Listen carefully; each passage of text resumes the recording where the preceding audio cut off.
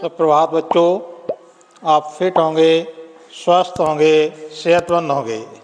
आज हम आपको हिंदी में पर्यायवाची शब्द के विषय में बताने जा रहे हैं। उसकी परिभाषा क्या होती है उसके बारे में पहले समझिए।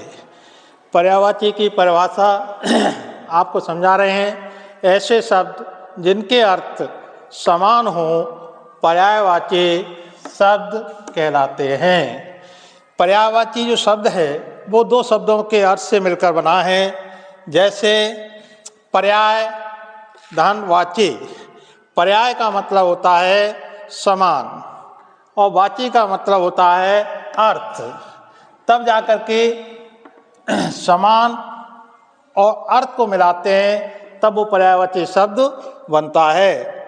बच्चों, हम आपको इसी का कुछ एग्जाम्पल भी बता रहे हैं। जैसे अमृत है, एक शब्द के अनेक शब्द बताना तो इसी को पर्यायवाची शब्द कहते हैं, और इसी को एक का दूसरा अर्थ बताना उसी को समानार्थी शब्द भी कहते हैं। तो अमृत है, जैसे हम पर्यायवाची बोलना है तो अमृत को पीयूष कहते हैं, सुधा कहते हैं, सोम कहते हैं।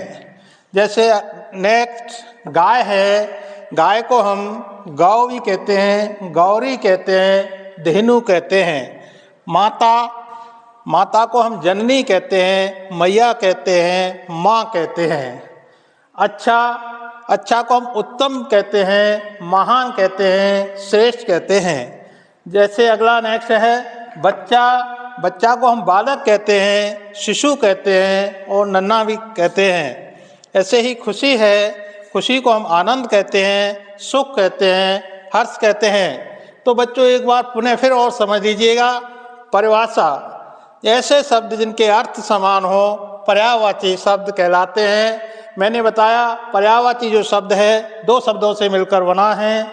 जैसे पर्याय, पर्याय का मतलब होता है समान और वाची का शब्द होता है अर्थ होता है अर्थ।